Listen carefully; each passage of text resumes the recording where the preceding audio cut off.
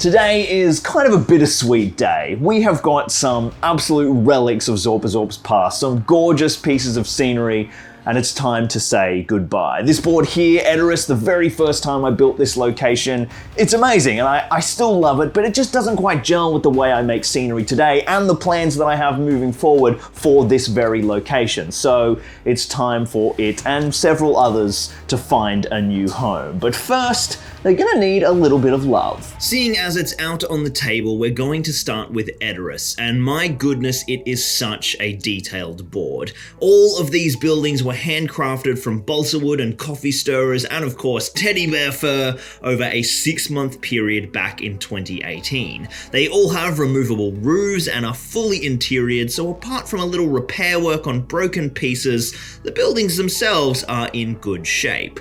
But the landforming is in a dire state. The original methods used here are very subpar in spots. While the outer walls and the barrows look damn amazing, frankly, any areas of exposed ground are just painted foam with a light smearing of water putty and some aquarium stones. Over time, this is all cracked and peeled, and it never looked that good anyway. And then of course there is the massive hole in the board where the gatehouse should be, and that's because it has been harvested for something else entirely. I just built Edoras on Edoras. Bo and I actually started the new Edoras project while we were over in New Zealand in November filming with Weta Workshop, and we hiked out to Mount Sunday and began work on the Gatehouse. If you haven't seen that video, please go and check it out. It's probably one of my greatest videos ever, and it did terribly on the views. So, for updating this old board so it can go up for sale, our first job is to get the ground all nice and Rohan-y. Now, our theme throughout this build is durability. This board, in all likelihood, is going to get bought by someone who wants to use it for gaming, so our new ground surface needs to look great, but also be tough. I grabbed some old wood putty, which was the only filler I could find in the middle of my half-packed down studio, and filled in all the holes in the ground surface from ripping out the first gatehouse. I then mixed up some red-brown paints and gave the gatehouse area a nice new earthy base tone, and then carried that throughout the whole board to reprime the many chips and cracks. Now it's time for the real workhorse layer, our foam flocks. I've got my classic green and yellow blend here, and these are perfect for our Rohan tones. I spritzed a bunch of watered down Geek Gaming high strength PVA across the gatehouse and then sprinkled a big layer of green. Then once I was happy with the greeny coverage, I brought my yellow blend in and feathered the green layer into the static grass already on the board. This yellow matches the grass beyond the walls much more closely, but I liked the idea of the ground covering within the walls looking slightly different as it's such a well-worn area. This looks like it's worked really nicely, so I repeated the whole process across the entire board, across all the flats and right up against the cliffs. And the board is already looking $1,000,000 compared to the tired old brown cracked paint. My only issue is that the color tones between the inner and outer gates is a little too disparate, especially as they are also completely different materials within and without. So I sprayed some Geek Gaming Matte Scenic sealant in and around the grass layers beyond the walls and started blending in a few sprinkles of foam flock to combine our foliage layers and link the grassy landscapes together.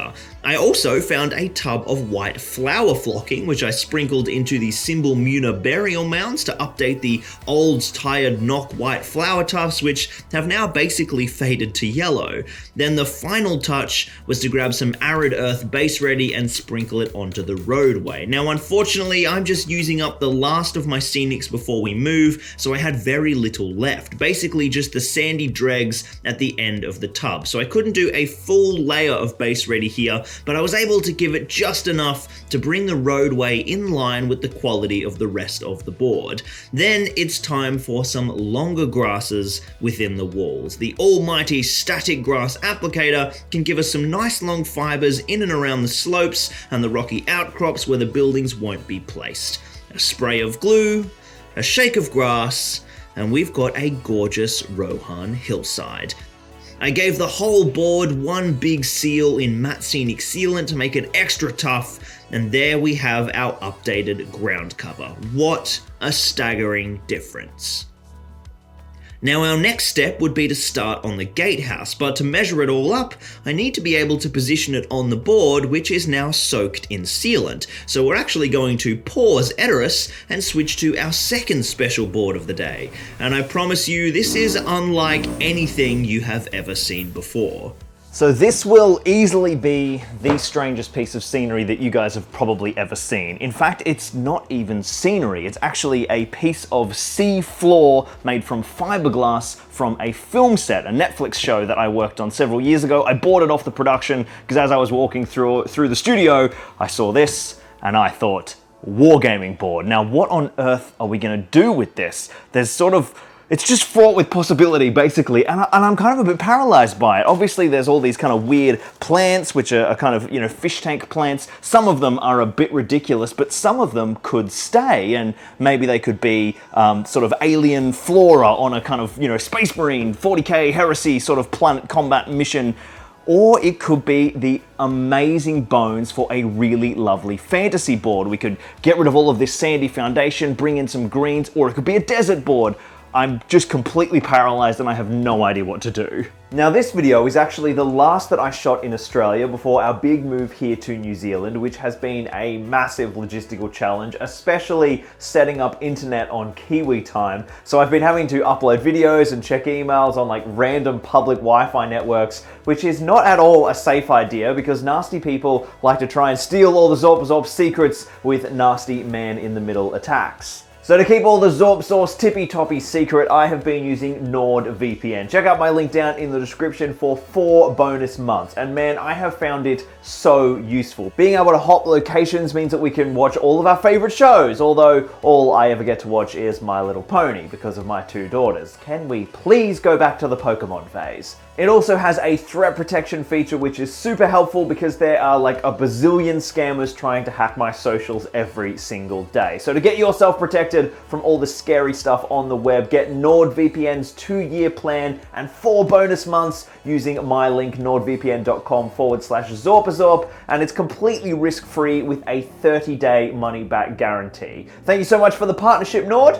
Let's get back to the video. This weird looking landscape is a 5x5 foot fiberglass molded, timber framed and steel rebar reinforced behemoth that was actually from a Netflix mermaid drama, and this piece was the bottom of the sea floor for a shot we filmed in a massive swimming pool where we needed a close-up of a drug drop landing in the bottom of the ocean, which is why it's covered in all of the fish tank plants. And my first decision was whether they stay or do they go. First I pulled off the really big silly ones which wouldn't make any sense in a wargaming scale, and that left us with this. And while the alien flora sparked my imagination for a while, recalling ideas for a Felucia board for Star Wars Legion, or something for my Blood Ravens or Necrons to battle over in the grimdark future, I ended up scrapping all of it. The quality of the fish tank plants just wasn't there. They were brittle and breaking and covered in shellac, which is a stain that we use in the film industry for aging things, which incidentally is made from crushed up beetles.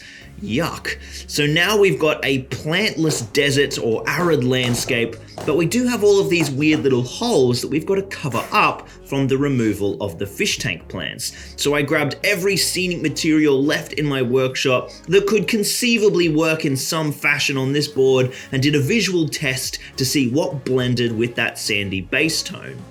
My original plan had been to just cover all this up with green flocks to make yet another Rohan board, or a board for the Etten Moors or the Troll Fells north of Rivendell for a landscape for Gandalf's journey back to Rivendell after the attack at Weathertop, which, as a side note, the landscapes between Bree and Rivendell are probably my favourite scenic descriptions in all of the Lord of the Rings, with maybe the exception of a few stunningly written passages around Rohan and the Dead Marshes.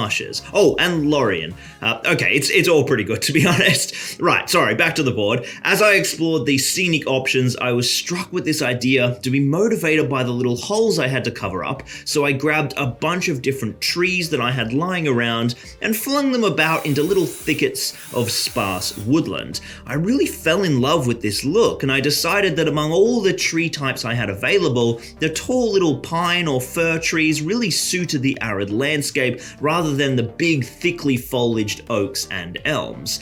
I picked a random spot on the board where there was a bunch of holes and then drilled them out further and glued in my first batch of pines with PVA, and it looked awesome. Time to commit.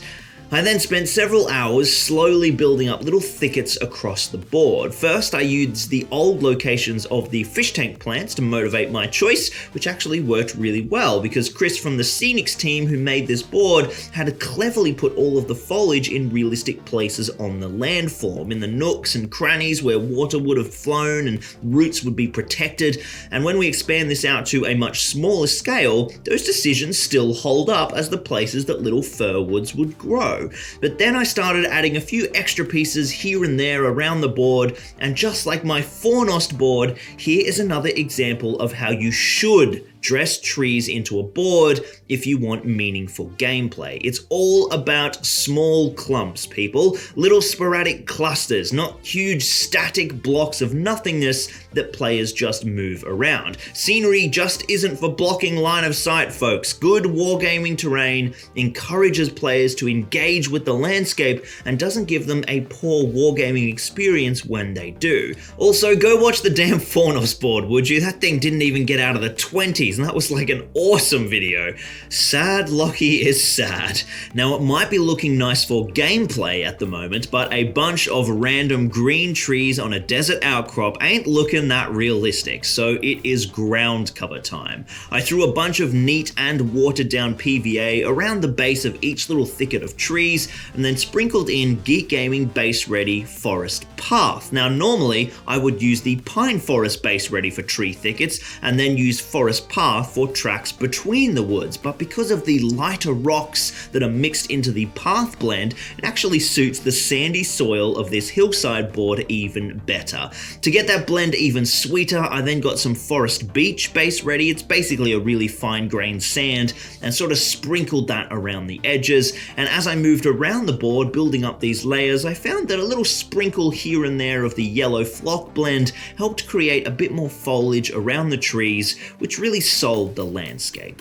Our final step is then to come back with Geek Gaming Matte Scenic Sealant and not only soak our ground cover layers, but also the trees themselves, which are very old plastic tree armatures and clump foliage and are definitely a bit worse for wear. So I soaked them heavily in sealant and smushed them together with my fingers to harden them up for the rigors of wargaming. Now, while we wait for that to dry, we can zap back to Edoras, and it's time to forge a new gatehouse. And you guys may remember from my pile of shame video that I do have a bunch of the new Games Workshop plastic kits, so it is time for a nice GW plastic kit bash.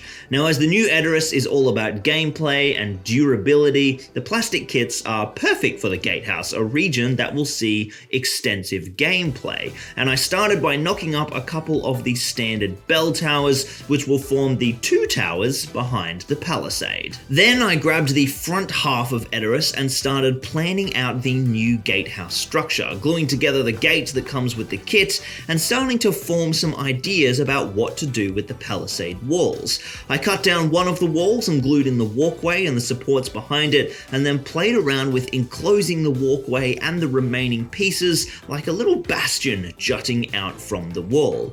I gave myself a bit of extra room and harnessed the kit bashing power of Ryan from Battlecraft Hobbies, and we got to work, hacking and bashing and smashing and breaking and burning. And I have to say that I cannot believe I haven't even opened these kits in the 3 years since they came out.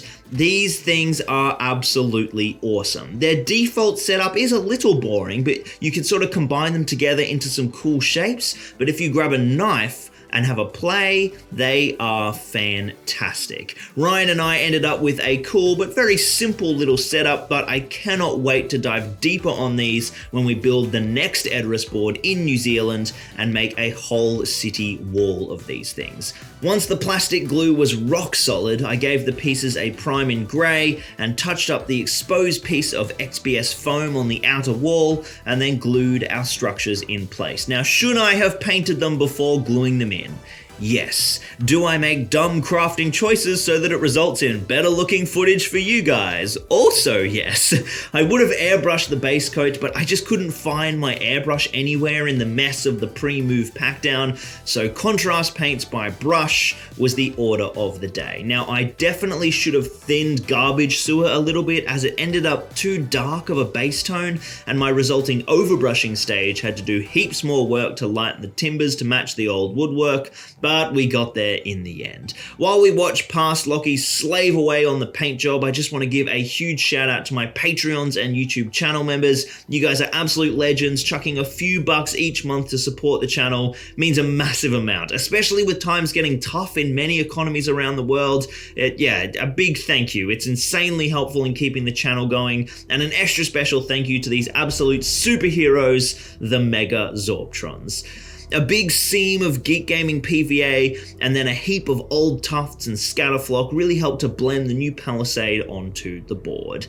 Some ladders for access, some nice metal hinges on the gate, and now it's time to see her all together. My goodness, what an upgrade. Even without the houses, the board just looks awesome to play on. Slap down a few sexy Rohan dwellings, and far out, how good does this board look?